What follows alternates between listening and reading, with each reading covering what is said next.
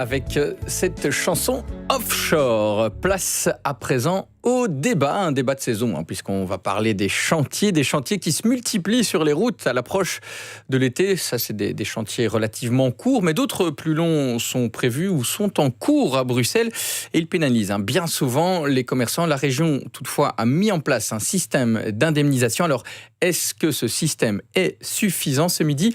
On en débat avec vous, Didier Gauzoin, bonjour. Bonjour. Alors, vous êtes ministre bruxellois de l'économie, donc toujours dans le gouvernement sortant. Noureddine Layachi, bonjour. Bonjour. Vous êtes le président de la SBL Stalem qui regroupe les commerçants du quartier Stalingrad-Lemonnier, un quartier qui risque d'accueillir un énorme chantier, celui de la construction d'une toute nouvelle station de métro, la station de métro Toots-Thielemans. Enfin, Clarisse Ramakers, bonjour. Bonjour. Vous êtes la directrice du service d'études de l'UCM, l'Union des classes moyennes. Merci à tous les trois d'avoir accepté de participer à ce débat. On va commencer avec vous, Noureddine Layachi. Donc, les commerçants de votre quartier le disent depuis des mois. Ce matin, on a encore vu un article dans Le Soir, vous le répétez, la construction de cette station de métro Toots-Thielemans va inévitablement provoquer, selon vous, des faillites dans le quartier?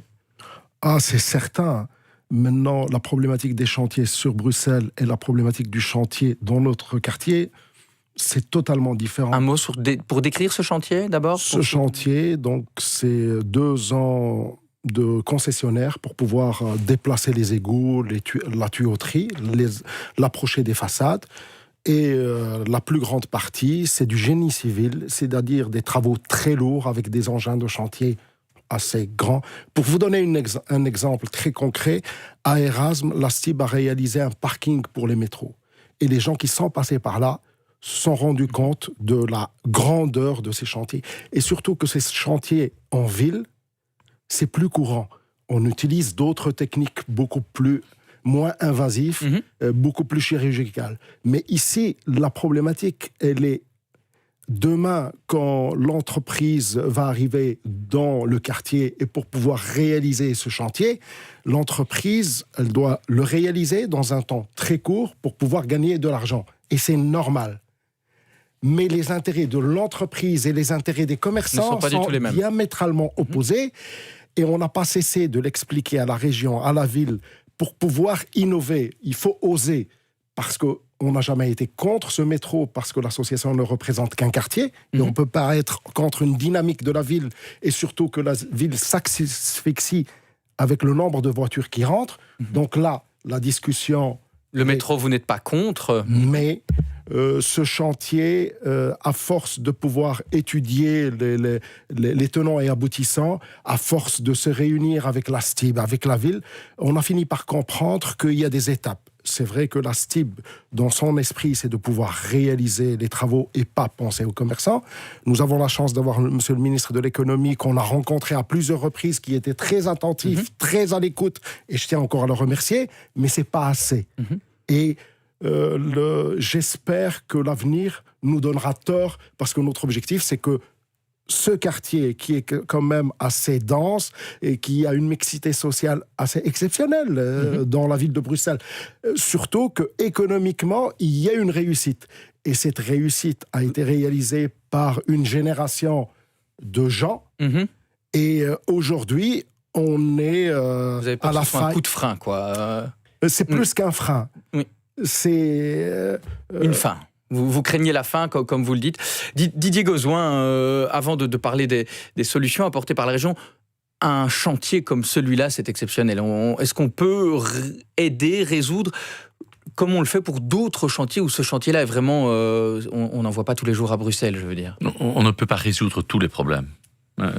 C'est vrai que c'est un chantier important, c'est vrai que c'est un chantier hors norme qui a été décidé d'ailleurs pas sous ce gouvernement-ci, sous le gouvernement précédent, 2013, je n'en étais pas d'ailleurs, et c'est sûr que c'est un chantier qui va impacter et qui risque d'impacter la vie économique.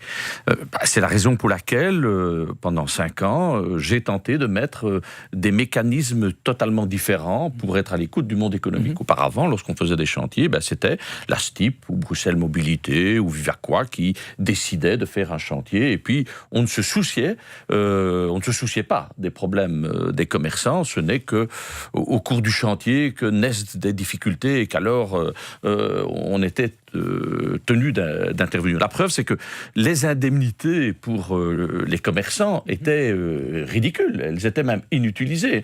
C'est un système hérité du fédéral. 70 euros par jour en cas de fermeture, on y reviendra dans la deuxième fermer, partie. En plus, c'est quand même pas intéressant pour un commerçant de fermer, mais il perd tout à fait sa clientèle. Donc on a mis en place, je crois, en région bruxelloise, un système d'indemnité, avec l'UCM d'ailleurs. Oui, tout à fait. Ça fera l'objet le système le plus généreux. Partie, oui. Et pour le métro, on met en place un mécanisme nouveau.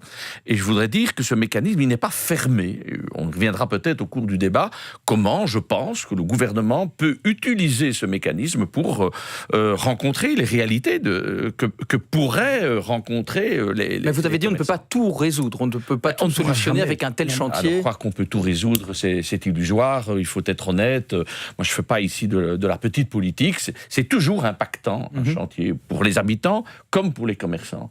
Mais il faut aussi se dire qu'après ce chantier, en principe, c'est pour une amélioration, c'est pour revivifier le tissu commercial, c'est pour redynamiser des centres-villes qui, aujourd'hui, c'est vrai, sont parfois un peu à la peine par les raisons que monsieur évoque, notamment les congestions automobiles. Il faut donc pouvoir supporter ces travaux, ça fera l'objet de la suite. Clarisse Ramakers, on peut survivre, les commerces peuvent survivre à un tel chantier. On parle d'un chantier de 3, 4, 5, 6, 7 ans selon ce qu'on juge comme travaux.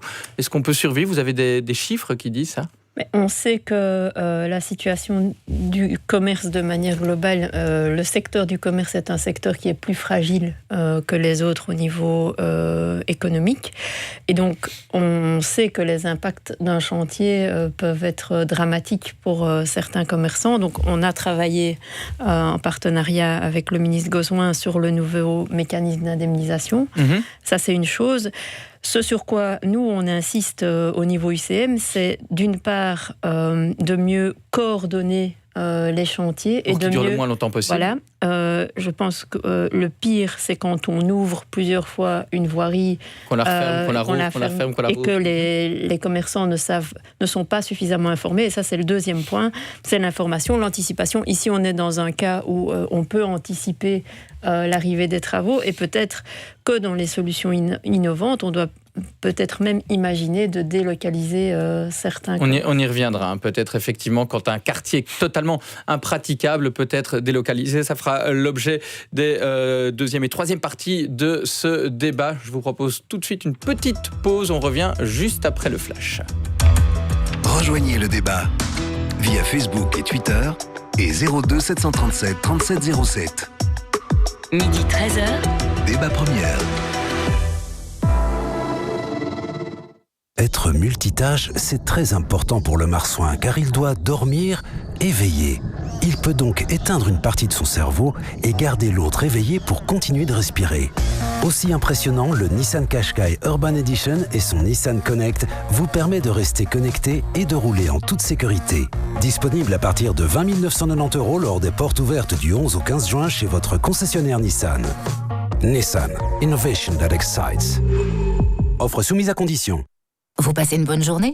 C'est votre nouveau boulot qui vous parle, celui qui s'en fout de votre âge, celui qui apprécie ce que vous apportez. Alors, rendez-vous sur Indeed.com. Envie d'un emploi qui vous parle ? Tous les mois, plus de 110 000 nouveaux emplois en Belgique sur Indeed.com. Le site d'emploi numéro 1 selon SimilarWeb Visite Total. Surfez sur indeed.com. Tout peut être plus amusant avec les produits et services de MediaMarkt. MediaMarkt, ça déchire. Bon, coupez les échalotes en fines lamelles. Et... Aïe! Quel... Voilà ce qui arrive quand on est un peu distrait. Coupure, brûlure ou éraflure, ce n'est pas parce que ça ne fait pas mal qu'il ne faut pas désinfecter. Appliquez Isobétadine Gel 10% pour tuer les bactéries et prévenir les infections de la peau. Isobétadine Gel 10% est un médicament à usage externe à base de polyvidone iodé. Ne pas utiliser chez les enfants de moins de 30 mois. Pas d'utilisation prolongée sans avis médical. Lisez attentivement la notice. Demandez conseil à votre pharmacien. La première. L'esprit clair. Il est 12h31. Les titres du 13h, c'est avec vous, Camille Toussaint, bonjour. Bonjour à tous. L'avion qui transporte 6 orphelins belges en provenance de Syrie a décollé ce matin. Il devrait atterrir bientôt sur le sol belge, mais en toute discrétion. L'anonymat de ces enfants doit effectivement être garanti. Les services d'aide à la jeunesse sont mobilisés pour les accueillir et les encadrer. Pour rappel, c'est la première fois que des enfants emmenés par leurs parents en Syrie sont rapatriés. Il aura fallu 17 mois pour que l'État belge honore un engagement déjà pris en décembre 2017. Les choses avancent à Bruxelles pour former une coalition. Ce matin, le PS a annoncé officiellement sa volonté de former un gouvernement bruxellois avec Écolo et Défi. Laurent Ankelings explique qu'une lettre d'intention a été envoyée aux deux partis. Et s'ils valident cette formule, les négociations seront lancées la semaine prochaine. Le trio de partenaires néerlandophones potentiels, lui, est déjà connu depuis plusieurs jours. Il s'agit de Groen, de l'Open VLD et de One Brussels. Enfin, la tension monte d'un cran encore entre l'Iran et les États-Unis. Ils s'accusent mutuellement d'être à l'origine de l'attaque dirigée hier contre 2 pétroliers en mer d'Oman. Cette nuit, l'armée américaine a diffusé une vidéo présentée comme une preuve irréfutable de la responsabilité iranienne. Mais pour l'Iran, ces accusations sont sans fondement. Le pays dénonce un sabotage diplomatique. Prochain rendez-vous de l'info, c'est donc à 13h avec Marie-Laure de Kerkhove. À tout de suite. Débat première 100% Bruxelles. Geoffroy Fabré. Et on poursuit donc ce débat sur l'impact des chantiers dans cette deuxième partie. On va essayer de comprendre ce que la région a mis en place dernièrement, un système innovant, vous le dites Didier Gauzoin, un nouveau système instauré depuis le mois de mars qui est entré en vigueur. Le gros changement, c'est qu'on les commerçants ne sont plus obligés de fermer pour recevoir des indemnités ? Oui, d'une part, et d'autre part, le montant des indemnités est incontestablement le plus généreux de tout le pays, 2 fois plus que ce que fait la Flandre. Ça va tous les 6 mois de 2000 à 2700 euros d'aide directe aux commerçants impactés, plus des crédits de trésorerie, plus des primes de l'ordre de 4000 euros pour profiter du chantier, pour embellir et dynamiser le commerce, plus des mesures d'accompagnement, de meilleure signalisation, de meilleur suivi, de meilleure coordination. Ça, c'est la règle générale. Et puis, dans le cas précis, nous avons décidé de mettre davantage de moyens, une enveloppe de la région qui est de l'ordre de 10 millions. Au total, ça fait 17 millions et demi parce qu'il y a des interventions de la STIP et autres, mais la région met 10 millions. Les indemnités dont je vous parlais seront doublées. Il y aura le principe de création d'un village commercial, c'est-à-dire le déplacement des commerces qui seront, je dirais, inaccessibles. Mais ce qui est tout à fait novateur, c'est la raison pour laquelle ce pacte n'est pas fermé, je le dis aux commerçants. Tout récemment, le gouvernement, dans le cadre du schéma de développement commercial, à mon initiative, a adopté le principe qu'avant tout chantier, début de chantier, donc maintenant on va faire les cahiers de charges. Ici on est au permis de bâtir. On parle de printemps 2020 pour commencer le chantier? À mon avis, non, ce sera plus tard, le temps de faire le cahier de charges, les appels, tout ça, ça va prendre un peu plus de temps. Je suis toujours très prudent sur ces délais. Eh bien, il y aura l'obligation d'une étude d'impact économique pour vérifier, concrètement, quels peuvent être l'impact. J'entends que les commerçants disent qu'il sera plus important que ce que nous supposons, à vérifier. Et là, enfin, avec ça, vous le vérifierez, donc on regarde le chiffre d'affaires. Une autre mesure, c'est qu'il va y avoir un accompagnement. Il faut savoir que maintenant, dans la nouvelle réforme, le ministère de l'économie est impliqué en amont dans toute l'organisation des chantiers. Et donc, il y aura un accompagnement, un monitoring de l'attractivité et de l'impact économique. Et si donc on constate que effectivement l'impact est plus important que prévu, il me paraît légitime, pour ça qu'on fait une étude d'impact, que les pouvoirs publics aident celles et ceux qui souffrent d'une initiative publique, comme la construction d'un métro. Noureddine Layachi, ces mesures ont l'air rassurantes, ça vous rassure, ça? Donc les aides qui sont multipliées, aussi vérifiées avant, si j'ai bien compris, donc c'est vérifier le chiffre d'affaires, on peut dire des magasins avant chantier, et voir s'il est réellement impacté, et dans ce cas-là, augmenter les aides. Donc est-ce que vous n'avez pas l'impression que ça donne une certaine garantie? Je représente un quartier dans lequel il y a des travaux lourds, donc ces interventions pour des revêtements de sol, remplacement de revêtements de sol ou d'éclairage, certainement que c'est assez. Mais ici, on est dans un quartier où on a calculé que les travaux vont durer entre 10 à 12 ans. C'est-à-dire la date du début des travaux, qui est lundi prochain, jusqu'au le transfert de la station tram Le Monnier. Donc ça fait plus ou moins 12 ans. Mais soit.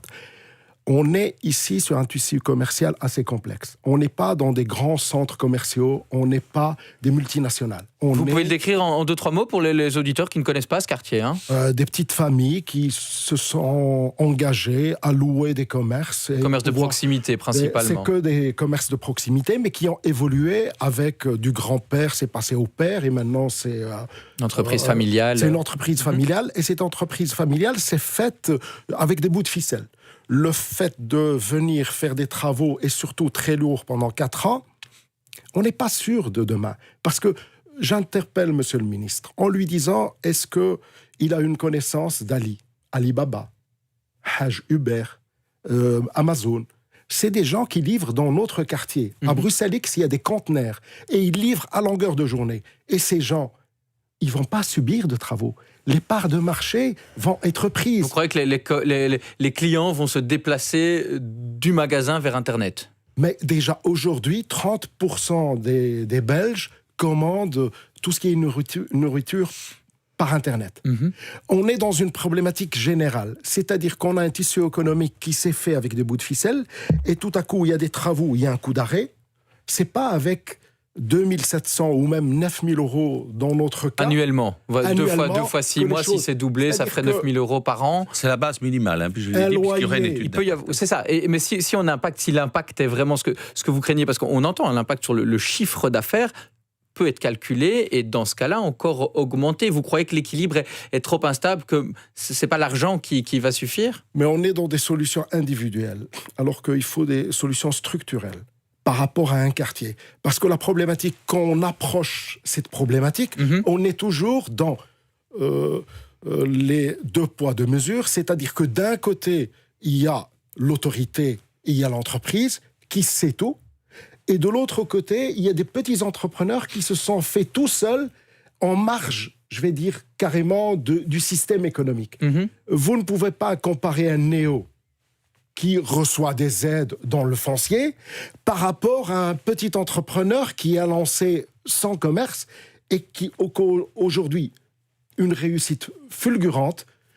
Et le retour en arrière, c'est direct. D'accord, on l'entend. Donc, au niveau de l'UCM, vous analysez comment cette aide de la région, ce nouveau système, vous le trouvez suffisant, vous? On l'entend, il n'est pas adapté pour monsieur, mais...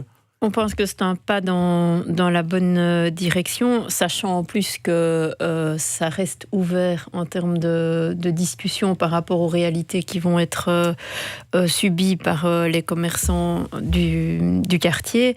Maintenant, ce que monsieur dit et auquel on souscrit chez UCM, c'est le fait qu'il faut vraiment beaucoup de concertation entre les entreprises qui vont travailler sur le quartier et les commerçants, parce que si on ne travaille pas là-dessus, et s'il n'y a pas un rapport d'égal à égal, alors il va d'office y avoir une mauvaise perception de la part des commerçants de la manière dont les travaux sont menés. L'idée d'avoir un village commercial peut être une solution intermédiaire. On a déjà un endroit pour l'installer? Vous avez déjà songé à... C'est la partie centrale de l'avenue Stalingrad, entre la rue Roger van der Weyden et la place Roup. D'accord, donc à un endroit, si j'entends bien, un village commercial qui permettrait d'accueillir les commerces qui se disent non, là moi je suis trop impacté par les travaux, je délocalise et je poursuis mon activité. Je précise que bien sûr les frais seront à charge de la région. Hein. Oui. Je précise qu'il n'y a que 7 emplacements, pas plus. Et vous représentez combien de commerces ? Les commerces qui sont fortement impactés, et c'est Stratec qui le confirme, c'est le bureau d'études qui a fait l'étude d'incidence, c'est à peu près 95. Et on est dans un quartier qui représente 280-290 commerces. Didier Gauzin, 7 emplacements ? Je n'ai pas cette information. Je n'ai pas cette information, c'est en tout cas pas l'intention du pacte. Je l'ai dit, nous allons engager des moniteurs de l'activité et de l'attractivité économique, c'est-à-dire on va vraiment avoir un suivi du mix commercial avec les commerçants eux-mêmes. On va faire une analyse de l'impact sur les cellules, les nuisances, les fréquentations. Donc on sait mesurer le chalandage en fonction des informations que nous recevrons, évidemment, probantes des commerçants. On pourra vérifier l'impact d'impact sur le chiffre d'affaires. Ça, nous ne pourrons que nous référer aux informations qui sont validées, par exemple les déclarations TVA. Mais je voulais réagir tout à l'heure. J'entends qu'aujourd'hui, déjà, les commerces subissent les assauts de l'achat en ligne. Mais ce n'est pas en ne faisant pas les travaux du métro qu'on va ralentir cette tendance-là. Il faut mais le métro peut l'accélérer. Mais non, écoutez, croyez-moi, les achats en ligne, c'est un phénomène qui, hélas, dépasse un quartier ou un chantier. On est vraiment dans un changement fondamental de mode de consommation, et c'est d'ailleurs une interpellation au citoyen lui-même, parce que derrière ces achats, c'est le citoyen qui met en péril, je dirais, sa propre activité économique par ses modes de consommation. Qui fait ce choix-là. Ça, c'est un autre débat. Je vais réagir en confirmant qu'il y a 7 commerçants qui doivent être déplacés parce qu'ils ne sauront pas ouvrir leurs portes puisque le tunnel passe en dessous. Par obligation. Par obligation. Il y a 2 commerçants qui doivent être expropriés, donc ils doivent trouver un autre local parce que l'entrée du métro se trouvera dans leur commerce. Mais ici, j'interpelle monsieur le ministre de l'économie en disant, voilà, Atrium est devenu hub, qui me donne un exemple d'un projet qui a été financé, aidé dans mon quartier, alors qu'il y a des cellules vides. OpenSoon, pendant des années, on a essayé de les interpeller pour pouvoir leur dire « Venez nous aider ». L'objet de la question, donc, c'est d'un côté, il y a des organismes publics qui font un travail formidable, mais il n'est pas égalitaire sur la... Vous avez l'impression d'être délaissé, d'être un quartier délaissé, c'est ça le... Oui, Luciem. Peut-être par rapport justement à la question des cellules vides, c'est peut-être une opportunité par rapport à la situation qui va être vécue de réinvestir ces cellules vides et de pouvoir justement y localiser de manière temporaire peut-être certains commerces qui ne sont pas dans la situation des 9 commerces où on sait qu'il y aura un impact réel. Et donc, ça peut être aussi l'occasion de redynamiser le quartier à géométrie variable pendant les travaux. Et on l'a déjà vu dans d'autres zones. C'est un système qui fonctionne assez bien, d'autant que ça peut permettre aussi aux commerçants de proposer une autre offre. Donc on l'entend, monsieur Laouechi, c'est se déplacer pour essayer de maintenir l'activité. Ça ne vous convainc pas, on dirait. Je précise que l'étude d'incidence confirme que le charroi de camions rentrant et sortant, il est faramineux. Et le bureau d'études confirme qu'il va y avoir du bruit, de la poussière et beaucoup de mauvaises choses. Mais le commerce et la poussière, c'est 2 choses différentes. Donc on est dans quelque chose d'exceptionnel. Et notre point de vue, c'est que la région, la ville, tout le monde autour de la table ont essayé de faire des efforts pour pouvoir aboutir à une solution. Mais cette solution, aujourd'hui, je le dis au nom du conseil d'administration, on est convaincu que la réalité dépasse la fiction. Imaginez-vous qu'il faut construire des voiles de béton de 39 mètres de profondeur. On va creuser dans le sol à 39 mètres, oui. Avec des engins exceptionnels, ça va faire du bruit. Les habitants doivent quitter leur logement parce que quelqu'un... Il va y avoir des délocalisations comme ça? C'est prévu, monsieur Gauvin? C'est pas prévu. Écoutez, je ne suis pas en charge des travaux publics et des travaux du métro. Donc moi, je ne suis pas un ingénieur et je ne voudrais pas que nous improvisions en étant des Nostradamus des travaux publics tout d'un coup. Je le dis, le mécanisme que nous mettons en place, c'est un mécanisme de suivi et de monitoring. S'il y a des impacts qui sont aujourd'hui non mesurés, et que effectivement les craintes de monsieur se rencontrent en tout ou en partie, eh bien il faudra une réponse appropriée pour rencontrer ces problèmes-là. C'est ça, ou ne pas faire ces travaux, parce qu'à un moment donné, il faut être clair. On ne peut pas dire oui, je suis d'accord sur le métro, parce que quand même, ça va, mais en même temps, je ne suis pas d'accord. Ou bien, je ne suis pas d'accord dans mon quartier, ça doit être dans un autre. Le fameux effet je ne dis pas que c'est cela. Donc, je dis ces travaux sont indispensables. Ils ont été validés, je dirais, par 2 gouvernements, donc à peu près par toutes les formations politiques présentes sur Bruxelles. Tout le monde est conscient que ces travaux sont indispensables, notamment pour l'attractivité commerciale du centre-ville, parce parce qu'après, il y aura aussi la perspective d'un développement économique nouveau pour ce quartier. Alors, on verra, faisons confiance aux mécanismes. Si dès le départ, on dit non, c'est pas possible, quelle est l'alternative? Quelle est la solution? Non, c'est pas possible, mais c'est une crainte mais bien sûr, mais il faut entendre cette crainte. C'est la raison pour laquelle le mécanisme de ce pacte, qui est tout à fait novateur, met en place ce monitoring. Ayons confiance dans celles et ceux qui, notamment à Hub Bruxelles, font de cela leur métier, et je pense avec excellence. D'accord, monsieur, là, une réaction et puis on fait une petite pause. Mais en fait, l'étude d'incidence confirme nos craintes. Donc, ce n'est pas des craintes, c'est une réalité qui est confirmée par le bureau d'études qui a fait l'étude d'incidence. 40 à 60% de perte de chiffre d'affaires. C'est ce qui est plus ou moins l'UCM, c'est ce que vous calculez aussi. Excusez-moi, mais l'étude d'incidence dont on parle, monsieur, et c'est vrai, c'est une étude d'incidence, je dirais, qui vise les aspects environnementaux, les aspects d'organisation. Je veux une étude, et nous l'avons décidé au gouvernement, tout récemment par l'adoption du schéma de développement commercial, maintenant faire une étude d'impact économique. Stratec ne fait pas une étude d'impact économique. Il ne dit pas tel va être l'impact sur les commerces. Et donc, cette étude d'impact économique qui doit accompagner les commerçants, doit révéler les problèmes et apporter les solutions. Et ça sera de la responsabilité de la ville et de la région, bien entendu, d'être à la hauteur. Vous me rassurez, monsieur le ministre, ça, depuis le début, on demande cette étude socio-économique et aujourd'hui, on l'a pas. C'est dommage. Parce que ça n'aurait... Visiblement, mais je l'entends bien, c'est la raison pour laquelle je l'ai fait accepter par le gouvernement dans le schéma de développement commercial, et cette étude d'impact économique doit être menée. Si le prochain gouvernement ne le mène pas, il sera en contradiction avec ce que ce gouvernement-ci vient de décider.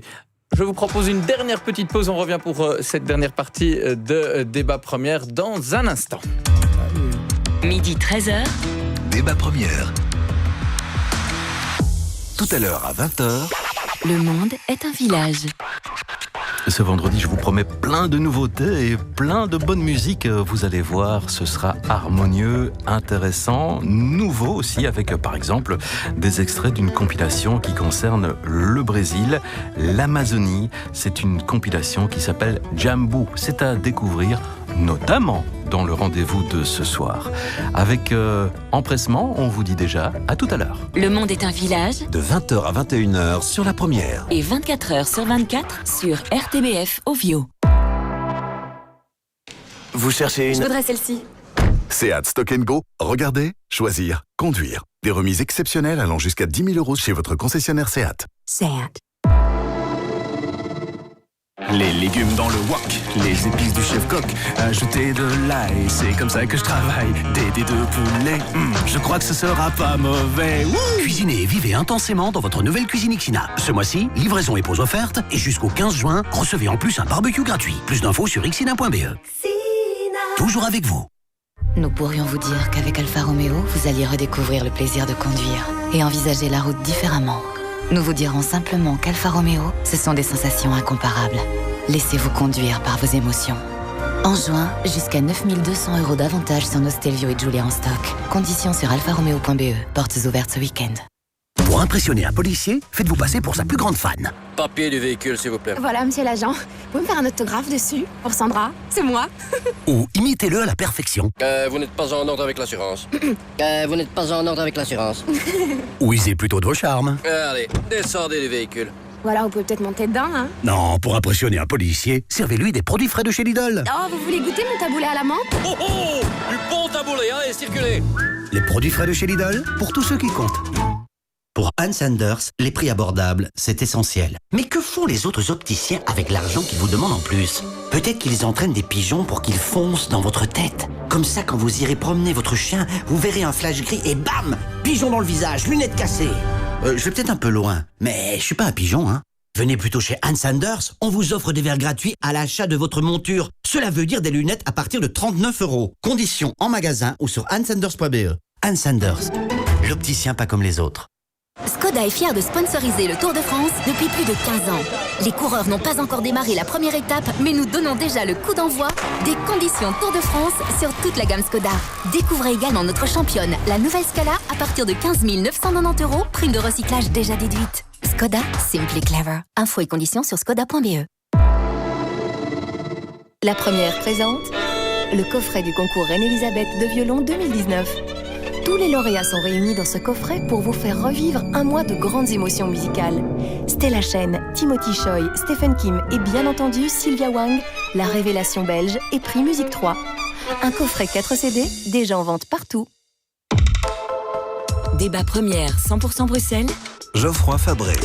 Dernière partie de ce débat consacré à l'impact des travaux et principalement à l'impact de cet énorme chantier de prolongement du métro. Alors on a un petit peu évoqué l'intérêt collectif. On le dit, ce métro doit apporter plus de chalandise, etc. Donc une fois qu'il sera terminé, en attendant, il y a l'intérêt individuel qui est opposé à cet intérêt collectif. On l'entend avec le cas de M. Layachi. Est-ce qu'on peut envisager dans ce cas-là qu'un commerce dise au-delà des aides, moi j'estime être vraiment trop lésé et j'attaque en justice? Clarisse Ramakers pour l'UCM, est-ce que ça se passe comme ça? Il y a deux possibilités de manière globale d'attaquer en justice. C'est soit qu'il y ait eu un contrat qui n'est pas respecté. Or, dans ce cas-ci, les entreprises qui vont faire les travaux n'ont pas de contrat avec les commerçants. Et la deuxième chose, ce serait qu'il y ait une faute dans le chef de l'entreprise qui entraîne un dommage. Et là, on est sur de la responsabilité civile. Et ici, il faudrait qu'une entreprise casse un magasin, ou fasse des dégâts dans un magasin suite à une faute, et que donc le commerçant demande une intervention. Maintenant, il y a vis-à-vis du donneur d'ordre, donc des différents organismes publics, des indemnités qui sont prévues lorsque l'entreprise ne respecte pas ces délais, mais ce n'est pas lié aux commerçants de manière individuelle. D'accord, parce qu'ici les délais ils sont très longs, donc de toute façon l'impact il est là, et donc le commerçant n'a aucun moyen de dire là vous avez créé la faillite de mon magasin.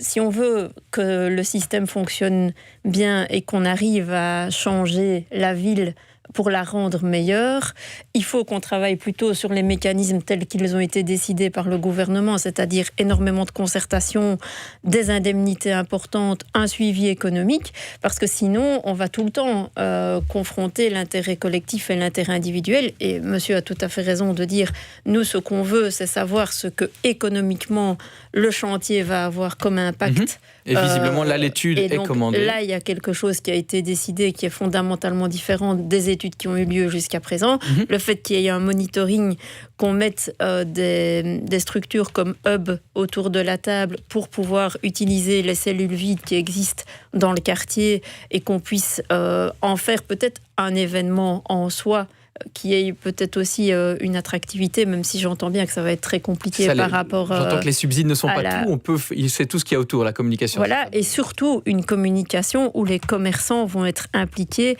par rapport à l'entreprise, par rapport à la région et par rapport à la commune, pour pouvoir être au courant de comment les choses se passent et pouvoir les anticiper au maximum. C'est compliqué, faut pas croire qu'on a la solution toute faite. Et comme on le disait, c'est un chantier d'une ampleur qu'on n'a pas connue jusque maintenant. Maintenant, c'est un besoin. Oui, c'est ça. Justement, Didier Gozin, ce quartier fait un peu office de test. Un tel chantier, de mémoire, on n'en a plus connu ces dernières années. Donc, c'est un peu un test. Et il y en aura d'autres. Ils vont se reproduire. Il y a d'autres stations de métro qui doivent être faites. Il y a le métro qui doit être creusé si c'est validé par le nouveau gouvernement. C'est un petit peu un test. C'est un test parce que, effectivement, jusqu'alors, il faut bien le reconnaître, lorsque les pouvoirs publics faisaient des travaux, ils ne se souciaient pas ou très peu de l'impact sur la vie des commerces. C'est une réalité. Alors, cela a changé ces 5 dernières années. Est-ce que le système est parfait ? Non.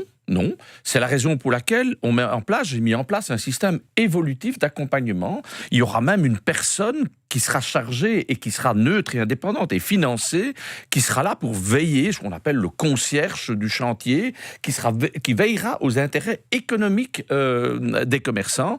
Et donc, on doit, ce sera notre obligation, nous voulons faire des travaux, il est légitime donc que personne n'en pâtisse. Il n'est pas normal que ce soit des commerçants privés qui souffrent d'une décision collective qui a été prise. Donc, si des commerçants sont pénalisés et que cela est identifié, c'est du devoir des autorités publiques d'être à leur côté pour éviter ces dommages et ces nuisances. Alors, monsieur Layachi, donc on entend, vous êtes un petit peu dubitatif, vous attendez de voir. Vos solutions à vous, ce serait quoi dans le cadre de ce chantier ?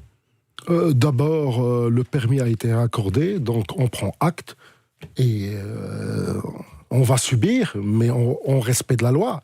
Donc il n'y a pas de souci de ce côté-là. Donc je rassure Monsieur le ministre, on n'est pas contre le métro et on n'est pas contre mais vos solutions pour que ça se passe bien, c'est de pouvoir associer le tissu social et économique du quartier pour pouvoir avoir la même vision.